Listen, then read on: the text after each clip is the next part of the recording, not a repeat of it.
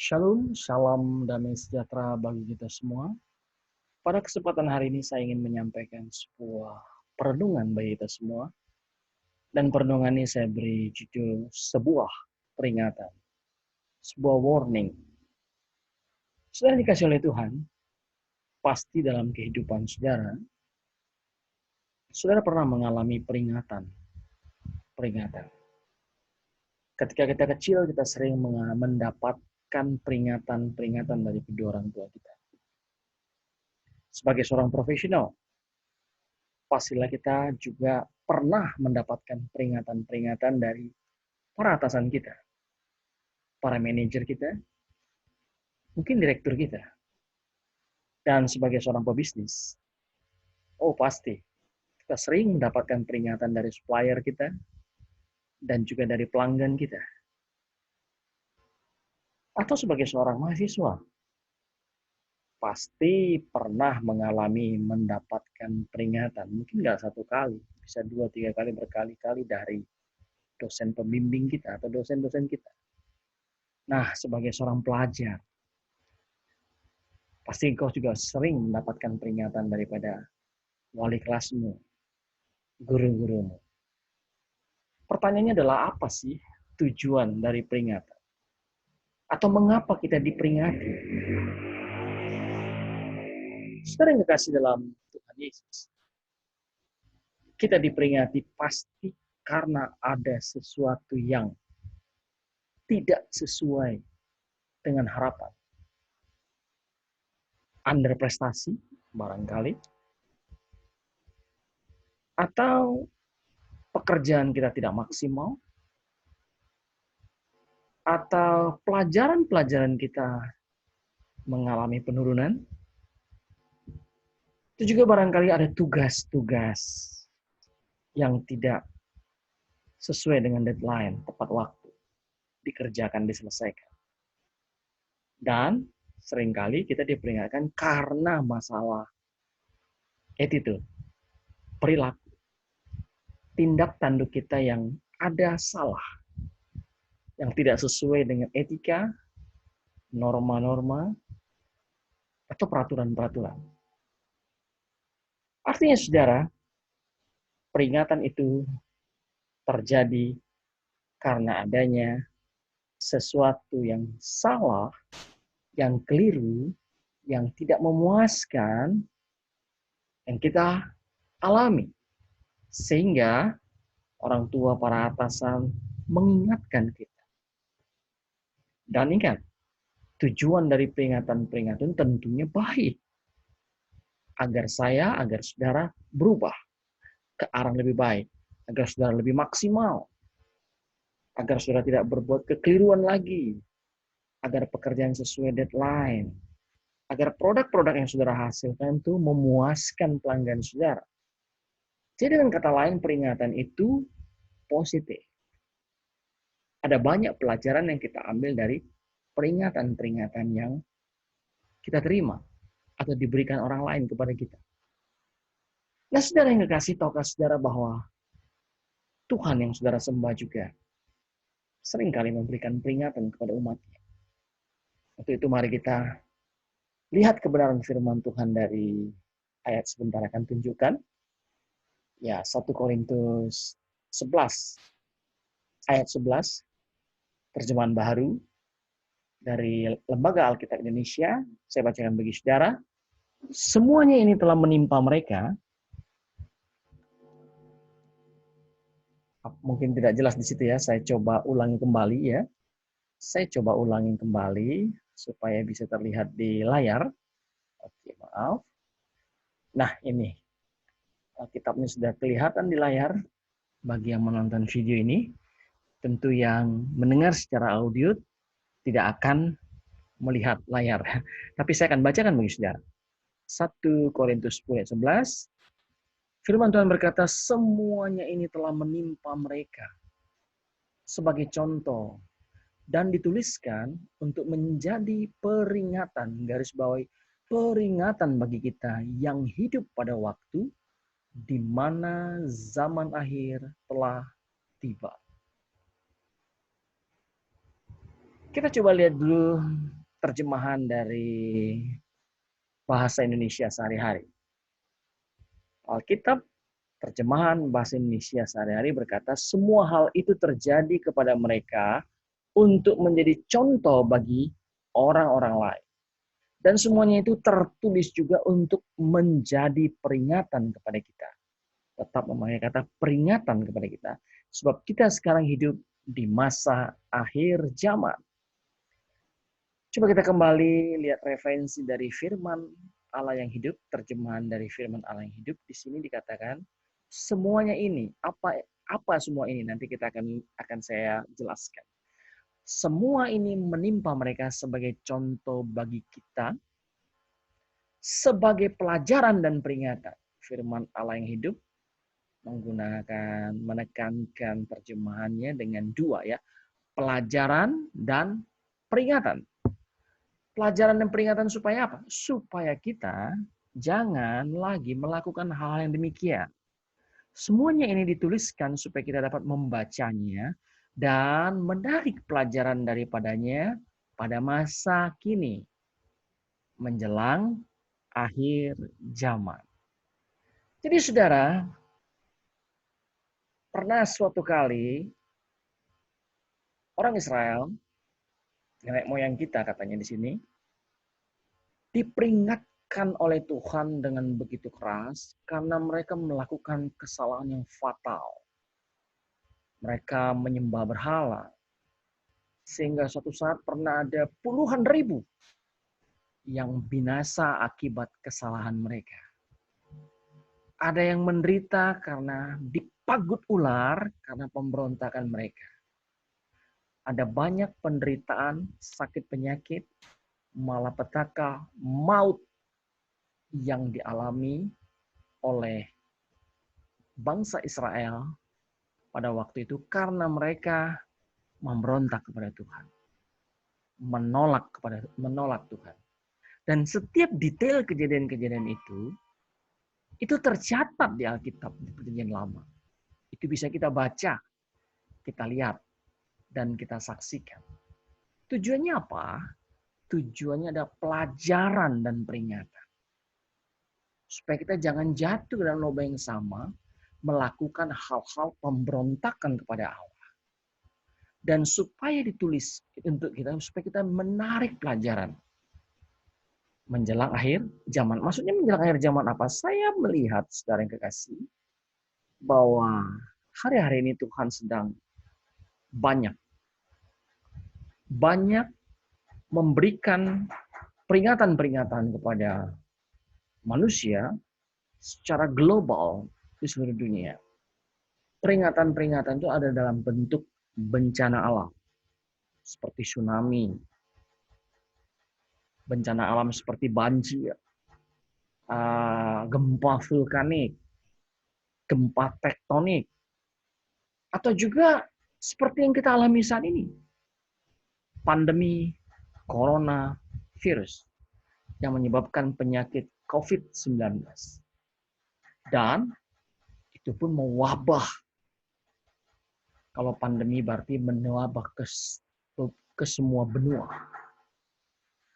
Dan banyak orang yang panik, ketakutan, dan dampak sosial dan dampak ekonomi yang disebabkannya begitu besar. Baik negara maju maupun negara menengah ataupun negara miskin, semua mengalami. Orang kaya, orang menengah, orang miskin mengalaminya. Anak Tuhan, orang dunia, anak dukun mengalaminya.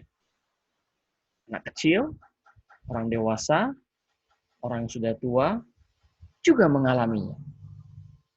Saya nggak kasih. Obatnya tidak ada. Sehingga ini menimbulkan ketakutan, kegentaran, kecemasan. Bahkan saya mau katakan kepada saudara bahwa inilah masa-masa setiap saudara bisa terinfeksi coronavirus tersebut. Inilah saat-saat di mana seseorang terbuka kesempatan yang besar untuk mati dan menghadap Tuhan. Karena kita tidak tahu, kita bertemu dengan orang-orang yang sebagai carrier, pembawa virus. Mereka mungkin sehat, mereka tertawa, tetapi mereka menularkan itu, virus itu. Jadi, saudara tidak bisa menggampangkan perkara ini. Saudara juga nggak bisa berkata, kalau mati, matilah. Apakah engkau siap dalam kematian tersebut? Atau sudahkah engkau mempersiapkan kematianmu untuk menghadap Tuhan dan mempertanggungjawabkan kelakuan dan perilakumu sehari-hari? Kalau belum, siapkan. Dan saya percaya pandemi coronavirus adalah peringatan Tuhan untuk umat manusia. Baik untuk orang baik, peringatan untuk orang baik, maksud saya, juga untuk peringatan kepada orang jahat. Peringatan untuk anak-anak Tuhan, tetapi juga peringatan untuk orang-orang yang belum percaya kepada Yesus. Loh, orang baik diperingati apa? Ya, supaya mereka semakin baik. Supaya mereka jangan hanya baik menurut pikiran manusia, baik menurut etika, baik menurut dunia ini, baik karena melakukan peraturan-peraturan dan tidak melanggar peraturan-peraturan negara ini. Bukan baik seperti itu. Tapi yang Tuhan peringatkan untuk orang-orang baik ini, baik menjadi serupa seperti Kristus. Itu baik yang Tuhan mau. Bukan baik menurut pikiran manusia atau anggapan manusia kebanyakan. Itu beda. Lalu orang jahat diperingatkan supaya apa? Ya, supaya bertobat. Supaya berbalik dari jalan yang jahat. Supaya masuk pada kebenaran. Supaya kembali kepada Tuhan. Mereka yang bermain menyembah berhala. Mereka yang main-main dengan Tuhan. Mereka yang menyepelekan ibadah. Hari ini. Hari-hari ini. Harus bertobat. Serius dengan Tuhan. Sungguh-sungguh mengasihi Tuhan. Peringatan juga bagi keluarga-keluarga. Supaya keluarga-keluarga memiliki persekutuan yang intim, mesbah keluarga. Peringatan bagi suami-suami untuk setia kepada istri. Peringatan kepada istri-istri untuk tunduk kepada suami. Peringatan kepada anak-anak, baik anak muda, anak remaja, untuk kau sungguh-sungguh mengembangkan dan memaksimalkan potensi dirimu supaya engkau bisa menjadi berkat bagi banyak orang dan menjadi kaki dan tangannya Tuhan, menjadi perpanjangan tangan Tuhan untuk menjadi berkat bagi banyak orang. Tuhan mau itu. Hari-hari ini saudara adalah peringatan, sebuah peringatan. Dan kita tidak tahu kapan ini berakhir. Ada yang berkata Juni berakhir di Indonesia. Dan banyak orang sudah memimpikan kehidupan yang seperti dulu lagi. Ke mall lagi, jalan-jalan lagi, pergi ke tempat wisata lagi, memuaskan kesenangannya lagi, kungku-kungku lagi, beli baju ini, beli baju itu lagi, shopping-shopping lagi. Ya, mereka merindukan melakukan kegiatan-kegiatan duniawi dan kesenangan duniawinya lagi. Oleh sebab itu saya melihat belum tentu pandemi coronavirus ini berakhir juga. Bisa saja panjang. Atau bisa saja akan muncul evolusi virus yang lebih mengerikan. Dan bukan menakut-nakuti. Tapi sebuah peringatan untuk saudara lebih serius mengasihi Tuhan. Untuk saudara lebih serius untuk hidup suci, hidup kudus. Untuk saudara lebih serius berjaga-jaga. Untuk saudara lebih serius lagi merindukan kerajaan surga. Untuk saudara lebih lagi melepaskan segala sesuatu yang selama ini mengikat saudara. Melepaskan kesenangan-kesenangan dunia. Untuk saudara memindahkan hati saudara dari yang tadinya hati saudara di bumi ini, hati saudara dipindahkan ke kerajaan surga. Ini yang Tuhan mau, saudara. Fokus saudara yang tadinya fokus kepada harta dunia. Fokus kepada kekayaan ini. Kepada kekayaan dunia. Fokus kepada harga diri, nilai-nilai yang diberikan oleh dunia. Sekarang, dengan ada peringatan ini, harus segera cepat-cepat memindahkan fokus saudara dari dunia ini kepada dunia yang akan datang. Kerajaan surga, langit baru bumi baru, di mana saudara akan tinggal di sana selama-lamanya. Bagi saudara yang mau diperingati, saran saya bagi saudara adalah maulah diperingati. Maulah berbalik dari jalan yang salah. Maulah ikut Yesus serius karena nggak ada ruginya untuk saudara. Maulah melepaskan diri dari kesenangan-kesenangan dunia dan keterikatannya. Maulah mengubah tujuan hidup saudara dari dunia ini kepada kerajaan surga. Karena apa, saudara? Karena ini peringatan akhir zaman. Atau zaman akhir. Sehingga saudara harus serius. Harus sungguh-sungguh. Sebab kalau tidak, saudara tidak akan menjadi orang yang tertolong lagi dan terselamatkan lagi. Oleh sebab itu hari ini, saudara, sharing kita hari ini, perenungan kita hari ini, ayo. Kalau Tuhan masih memperingatkan saudara, berarti dia mengasihimu. Dia punya tujuan. Tujuannya ialah bersama-sama dengan engkau di kerajaannya. Dia rindukan itu. Kalau saudara sudah tidak diperingatkan lagi, itulah situasi yang sangat mengerikan. Tuhan tidak memperingatkan saudara. Tapi kalau hari ini kita masih diperingati, puji Tuhan, haleluya. Tanggapi. Responi dengan baik. Karena peringatan itu untuk membuat engkau lebih naik level lagi. Lebih bertobat lagi. Lebih suci, lebih kudus lagi. Lebih sungguh-sungguh lagi. Lebih berkualiti lagi. Lebih memindahkan kodratmu dari kodrat dunia ini kepada kodrat ilahi. Lebih fokus lagi kepada kerajaan surga. Saudara yang kekasih, sampai di sini share kita pada hari ini. Ingatlah satu hal, bahwa pandemi coronavirus ini adalah sebuah peringatan bagi kita di akhir zaman ini. Responi, jadilah lebih baik lagi. Jadi anak-anak Tuhan yang tak layak dipersandingkan dengan mempelai pria itu di pesta perkawinan domba. Salam dari saya, saudara.